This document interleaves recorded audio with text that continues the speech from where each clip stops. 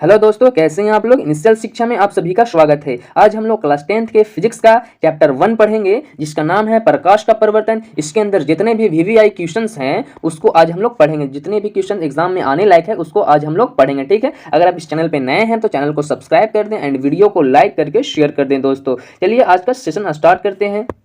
तो आज का पहला क्वेश्चन है ऑब्जेक्टिव का कि प्रकाश के परिवर्तन के कितने नियम होते हैं। एक नियम होते हैं, दो नियम होते हैं या तीन नियम होते हैं दोस्तों। तो प्रकाश के परिवर्तन के कितने नियम होते हैं दोस्तों? दो नियम होते हैं दोस्तों। अगले क्वेश्चन की ओर चलते हैं दोस्तों। अगले क्वेश्चन आपका है, स्क्रीन पर आप आंसर कमेंट भी कर सकते हैं दोस्तों। प्रकाश के अपवर्तन के कितने नियम है? एक नियम है, दो नियम है या तीन नियम है? तो प्रकाश के परिवर्तन के दो नियम है दोस्तों। कितने नियम है? दो नियम है दोस्तों। अगला क्वेश्चन की ओर चलते हैं दोस्तों। अगला क्वेश्चन आपका है, स्क्रीन पर आप कमेंट्स आंसर कर सकते हैं। किस दर्पण द्वारा प्रतिबिंब का सीधा एवं छोटा प्रतिबिंब बनता है? किस दर्पण द्वारा प्रतिबिंब सीधा एवं छोटा बनता है? तो उत्तल दर्पण द्वारा बनता है दोस्तों, या अवतल दर्पण द्वारा बनता है, या समतल दर्पण द्वारा बनता है दोस्तों।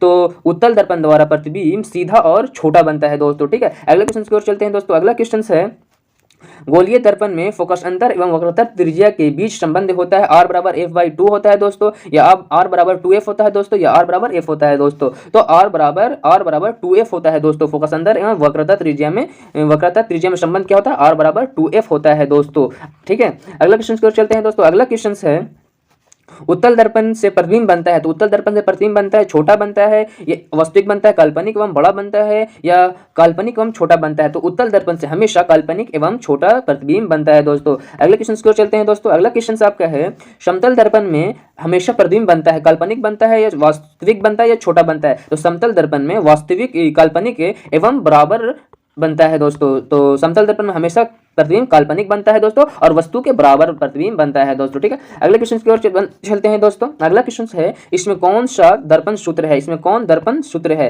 तो 1/v + 1/u बराबर 1/f है, या 1/v - 1/u = 1/f है, या 1/f 1 + 1/v = 1/u है? तो जो दर्पण सूत्र है दोस्तों 1/v + 1/u 1/v + 1/u = 1/f है दोस्तों। ये क्या है दोस्तों? दर्पण सूत्र है दोस्तों। अगले क्वेश्चन की ओर चलते हैं दोस्तों। अगला क्वेश्चन है, टॉर्च एवं वाहनों के हेडलाइट में किस दर्पण का प्रयोग किया जाता है दोस्तों? तो कोई भी टॉर्च और कोई भी गाड़ी के हेडलाइट में हम लोग दोस्तों अवतल दर्पण का उपयोग करते हैं, उत्तल दर्पण के समतल दर्पण का दोस्तों। तो हम लोग टॉर्च या वाहनों के हेडलाइट में अवतल दर्पण का उपयोग करते हैं दोस्तों, ठीक है। अवतल दर्पण का उपयोग करते हैं दोस्तों। अगला क्वेश्चन की ओर चलते हैं दोस्तों। अगला क्वेश्चन है, हजामत बनाने के लिए किस दर्पण का उपयोग करते हैं दोस्तों? तो हजामत बनाने के लिए हम लोग उत्तल दर्पण का, अवतल दर्पण या समतल दर्पण का उपयोग करते हैं दोस्तों।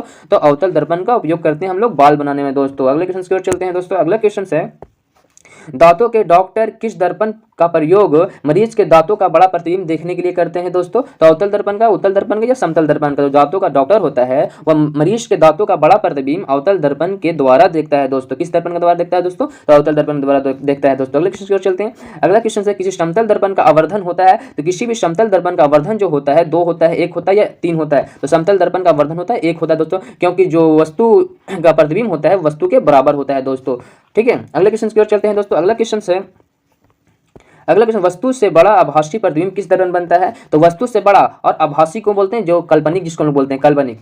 वस्तु से बड़ा और आभासी प्रतिबिंब किस दर्पण बनता है? तो अवतल दर्पण में या उत्तल दर्पण में या समतल दर्पण में? तो वस्तु से बड़ा आभासी प्रतिबिंब अवतल दर्पण में बनता है दोस्तों। किस दर्पण में? तो अवतल दर्पण में बनता है दोस्तों। अगले क्वेश्चन की ओर चलते हैं। अगला क्वेश्चन है, दो समांतर दर्पणों के बीच रखी गई वस्तु के कितने प्रतिबिंब बनते हैं दोस्तों? बन सकते हैं। तो दो, जैसे कि आप लोग सैलून में जाते हैं, चेयर यहाँ रहता है, हम लोग यहाँ पर बैठते हैं, तो जब हम लोग यहाँ पे देखते हैं, इधर देखते हैं, तो बहुत सारा प्रतिबिंब बना हुआ रहता है दोस्तों। तो दो समांतर दर्पणों के बीच वस्तु के कितने प्रतिबिंब बनते हैं दोस्तों? एक, दो या अनंत? बहुत सारे प्रतिबिंब बनेंगे। दो समांतर दर्पणों के बीच कोई वस्तु को रखेंगे तो बहुत सारे अनंत प्रतिबिंब बनेंगे दोस्तों। कितने प्रतिबिंब? तो अनंत प्रतिबिंब बनेंगे दोस्तों। अगले क्वेश्चन की ओर चलते हैं। अगला क्वेश्चन है, समतल दर्पण में बना प्रतिबिंब होता है वस्तु से बड़ा, वस्तु से छोटा या वस्तु के बराबर? तो समतल दर्पण में हमेशा प्रतिबिंब वस्तु के बराबर बनता है दोस्तों। अगर 2 मीटर हाइट हो वस्तु का तो प्रतिबिंब भी 2 मीटर के ही बनेगा दोस्तों। अगला क्वेश्चन की ओर चलते हैं दोस्तों। अगला क्वेश्चन है, अवतल दर्पण की फोकस दूरी उसके वक्रता त्रिज्या के होती है दोस्तों। तो आधी होती है, दुगुनी होती है, बराबर होती है? तो फोकस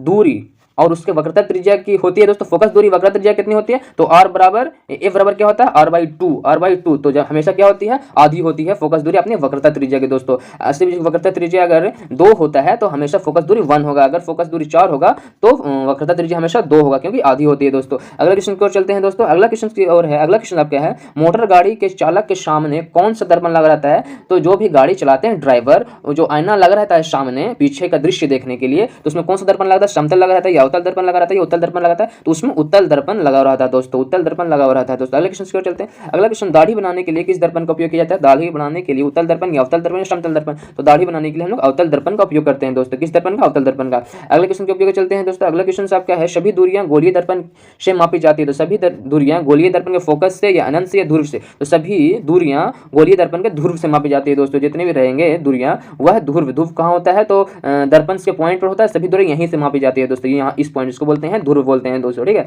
अगले क्वेश्चन की ओर चलते हैं। अगला क्वेश्चन आपका है, सौर ऊर्जा को संचित करने के लिए किस दर्पण का प्रयोग किया जाता है? तो सौर ऊर्जा को संचित करने के लिए समतल दर्पण, उत्तल दर्पण या अवतल दर्पण का प्रयोग किया जाता है? तो अवतल दर्पण का उपयोग किया जाता है सौर ऊर्जा को संचित करने के लिए, क्योंकि जो अवतल दर्पण होता है वह प्रकाश को एक पॉइंट पर एकत्रित करता है, ठीक है। और इस दर्पण को हम लोग अभिसारी दर्पण के नाम से भी जानते हैं। किस दर्पण के नाम से जानते हैं? तो अभिसारी, क्योंकि यह एक पॉइंट पर एकत्रित करता है। उत्तल दर्पण को हम लोग अपसारी दर्पण के नाम से भी जानते हैं, क्योंकि उत्तल दर्पण जो होता है वह प्रकाश को फैलाने का काम करता है दोस्तों। अगले क्वेश्चन की ओर चलते हैं दोस्तों। अगला क्वेश्चन है, जब किसी वस्तु को अवतल दर्पण के वक्रता केंद्र पर रखते हैं तो प्रतिबिंब कहाँ बनता है? तो जब भी कोई वस्तु को वक्रता केंद्र पे, ये आपका फोकस हो गया और ये आपका वक्रता केंद्र हो गया, जब भी हम किसी वस्तु को वक्रता केंद्र पर रखेंगे तो उसका प्रतिबिंब कहाँ बनेगा? तो हमेशा वक्रता केंद्र पर ही बनेगा दोस्तों, उल्टा बनेगा और वस्तु के बराबर बनेगा दोस्तों, वस्तु के बराबर बनेगा दोस्तों। कहाँ बनेगा? तो वक्रता केंद्र पर बनेगा। यहाँ वक्रता केंद्र त्रिज्या नहीं होगा, केंद्र होगा। तो जब भी किसी अवतल दर्पण के वक्रता केंद्र पर किसी वस्तु को रखेंगे तो प्रतिबिंब हमेशा वक्रता केंद्र पर ही बनेगा और वस्तु के बराबर बनेगा और वस्तु के उल्टा बनेगा दोस्तों। तो ठीक है, पहला का इसका आंसर हो जाएगा। अगले क्वेश्चन की ओर चलते हैं। अगला क्वेश्चन है, तो आज आपका यही सेशन समाप्त होता है। अगर आपको वीडियो अच्छा लगा हो तो वीडियो को लाइक करें और चैनल को सब्सक्राइब करके और वीडियो को शेयर कर दें।